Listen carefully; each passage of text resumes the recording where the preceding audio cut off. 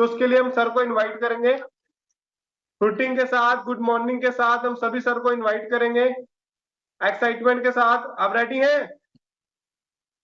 Good morning sir, good morning. Good morning sir. Good morning good morning जी, good morning sir. चलिए, बहुत बढ़िया। आज आपने वर्कआउट किया है, डेली बेसिस पे इम्प्रूवमेंट आ रहा है। डेली बेसिस पे आप जब वर्कआउट करते हैं, है ना, धीरे धीरे स्टेमिना बढ़ रहा है, आपका एनर्जी लेवल बढ़ रहा है और बहुत सारे फायदे आप ले रहे हैं वर्कआउट के। चलिए खैर, अब हमारा ये पार्ट है एजुकेशन का और इसको हम लोग डेली बेसिस पे आपको देते हैं, कुछ ना कुछ नई चीज आपको पता लगती है। तो आज फिर हम लोग बात करने वाले हैं यहाँ पर बहुत कॉमन चीज के ऊपर। वो बड़ी कॉमन चीज है जिसके ऊपर हम लोग बात करने वाले हैं फिलहाल, और इसको हम कह सकते हैं हर घर में ये यूज होती है, हर घर में ये यूज होती है और सब लोग हम यूज कर ही रहे हैं। और शायद आप इसको ऑयल के नाम से जानते हैं, है ना। हम लोग घर में ऑयल यूज करते हैं ना, सब लोग अलग अलग तरीके के ऑयल यूज करते हैं। कोई लोग सरसों का तेल यूज कर रहे हैं घर में, कुछ लोग नारियल ऑयल यूज करते हैं, कुछ लोग रिफाइंड ऑयल यूज करते हैं। तो ये जो ऑयल्स हैं, इसमें सबसे अच्छा कौन सा है और कौन सा ऐसा ऑयल है जो हमें बंद करना चाहिए, है ना, जिसका कंजप्शन बहुत ज्यादा कम हमें करना चाहिए, वो कौन सा ऑयल है, तो उसके लिए हम लोग बात करने वाले हैं। अच्छा, ज्यादातर लोग घर में सरसों का ऑयल यूज करते हैं कि रिफाइंड यूज करते हैं? थोड़ा इसके ऊपर आप अपना हैंड वेव करके ऐसे बता सकते हैं, है ना। सरसों का तेल कौन कौन यूज करता है? ऐसे ऐसे याद करना। ओके, काफी लोग यूज करते हैं। और रिफाइंड, रिफाइंड वाले, अच्छा रिफाइंड वाले भी हैं दो चार लोग। चलिए ठीक है। देखिए, आज हमें बहुत जरूरी है ये चीज समझना कि हमारे लिए कौन सा फैट अच्छा है और कौन सा फैट हमारी बॉडी को आज नुकसान देने वाला है। क्यों? क्योंकि आज हमारी बॉडी के हार्ड वर्क नहीं रहे हैं, उतने ज्यादा हार्ड वर्क हम करते नहीं है, तो इसलिए बहुत सोच समझ के हमें चीजों को कंज्यूम करना है ताकि बॉडी में जाके वो फायदा करे, नुकसान नहीं। तो उसके लिए हम लोग बात करेंगे आज। मैं हर बार ये बोलता हूँ और आज भी यही चीज कह रहा हूँ कि हमारी डाइट से रिफाइंड को कट करना है अगर आप चाहते हो कि आप हेल्थी रहें। क्योंकि रिफाइंड क्या करता है, रिफाइंड है क्या और वो करता क्या है, कैसे बनता है, उसके लिए थोड़ा सा बात करते हैं। रिफाइंड ऑयल जितनी भी है उसके सामने देखो लिखा है रिफाइंड, मतलब उसको किसी प्रोसेसर से गुजारा गया है, कोई प्रोसेस उसके साथ हुआ है। अब जितने भी प्रोसेस होते हैं वो सब केमिकल के थ्रू होते हैं, ये हम सब लोग जानते हैं। मान लीजिए हमें अगर किसी चीज को प्रोसेस करना है, एक चीज से दूसरी चीज में कन्वर्ट करना है, तो हम क्या करेंगे, उसमें कोई ना कोई केमिकल यूज करेंगे या उसको कुछ ना कुछ करेंगे उसके साथ में, है ना। तो ऐसे ही रिफाइंड के साथ भी होता है, बहुत सारे केमिकल यूज किए जाते हैं। किस किस चीज के लिए किए जाते हैं? आपने देखा होगा कि जब हम रिफाइंड की बात करें तो रिफाइंड ऑयल से हमें खुशबू या बदबू कुछ नहीं आता। कुछ आता है? नहीं आती, नहीं आती ना। क्यों नहीं आती है? वो तो ऑयल है, आनी चाहिए भाई। हम नारियल का तेल अगर सूंघते हैं तो उसमें से तो आती है, हम तिलों का तेल सूंघते हैं तो आती है, देसी घी सूंघते हैं तो आती है, ऑयल जो ऑलिव ऑयल है उससे भी आती है, सरसों के तेल से भी आती है। तो रिफाइंड से क्यों नहीं आती? आपने कभी सोचा क्यों नहीं आती? क्योंकि सबसे पहले उसको गर्म किया जाता है और गर्म करने के बाद उस पर जो चिपचिपाहट है उसको कम किया जाता है। अब ऑयल हम किस लिए यूज करते हैं? क्योंकि उस पर चिपचिपाहट है उसके अंदर और वही हमने उसका खत्म कर दिया। तो पहली क्वालिटी तो उसकी हमने यहाँ खत्म कर दी और उसको गर्म कर लिया केमिकल्स डालने के साथ। अब हमारे घर में या हमारे पूर्वजों में या हमारी जितनी भी फीमेल्स हैं तो सब जानती हैं कि अगर तेल को हम लोग कभी गर्म कर लेते हैं, जैसे पूरी बनाने में, पकौड़ी बनाने में, किसी चीज में गर्म कर लेते हैं, तो हम लोग क्या बोलते हैं कि वो तेल अभी सब्जी बनाने के लायक नहीं है, खराब हो गया है, उसको यूज करना नुकसान देगा। पहले से ही हम लोग करते हैं। तो कई लोग तो इतना करते हैं कि पकौड़ी वाला जो तेल है जिसमें हमने तली है कुछ चीजें, उस तेल को अलग रख लेते हैं, अलग बर्तन में, है ना। तो वो पीछे से चली आ रही है और यहाँ पर तो रिफाइंड गर्म होके ठंडा होके हमें एक बार मिल गया ताकि उसका थोड़ा सा पतला हो पाए, है ना। दूसरी बार भी उसको गर्म किया जाता है, किस लिए?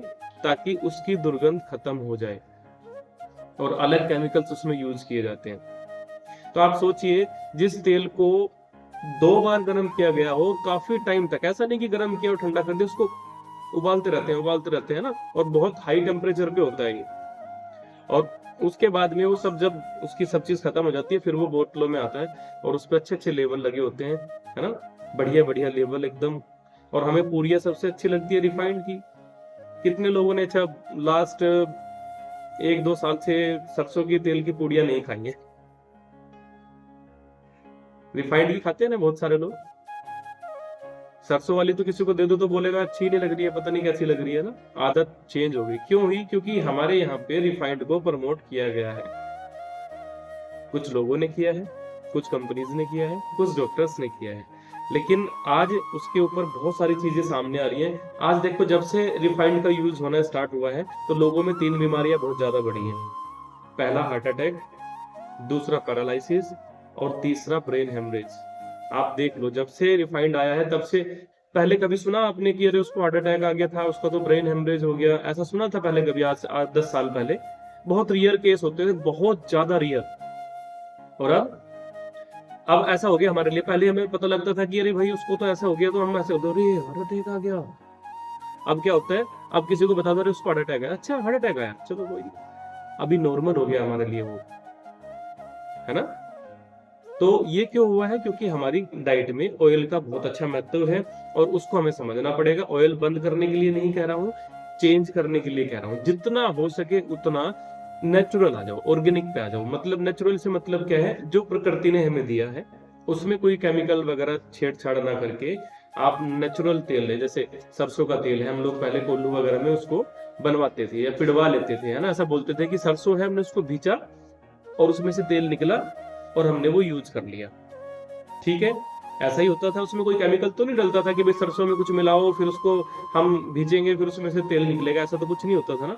तो वो नॉर्मल प्रोसेस था बिल्कुल। और वही आज आप देख लो, उस तेल को हम लोग खाने में यूज करते थे, उस तेल को हम हाथों पैरों पे लगा लेते थे, उस तेल को हम सर पे लगा लेते थे। आज का सरसों का तेल आप मार्केट से लाओ और लगा के देखो एक बार, है ना, उसका पता लग जाएगा अलग से।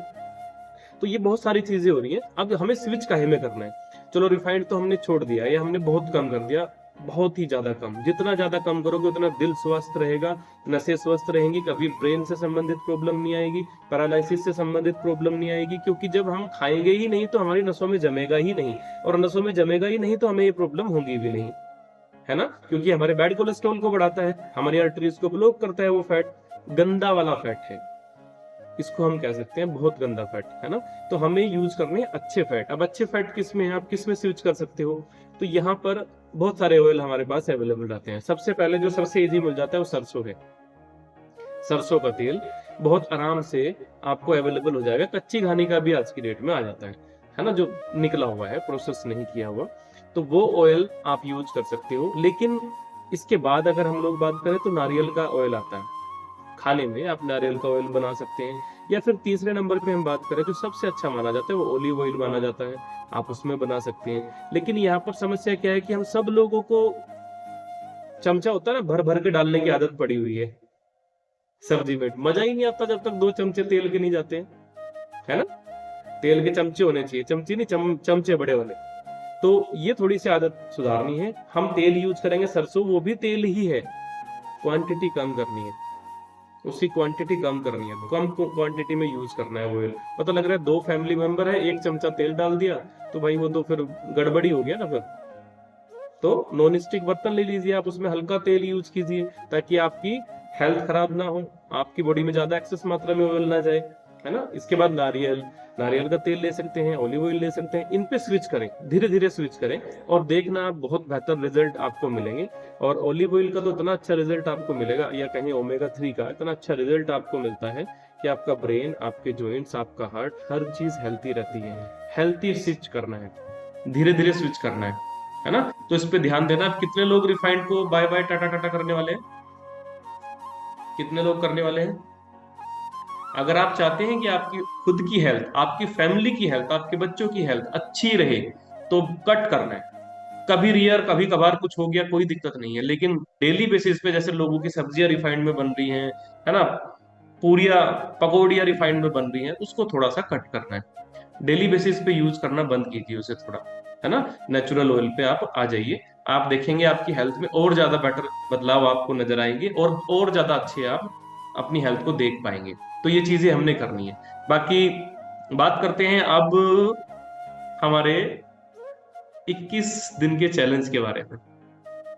कितने लोग पार्टिसिपेट कर रहे हैं आज?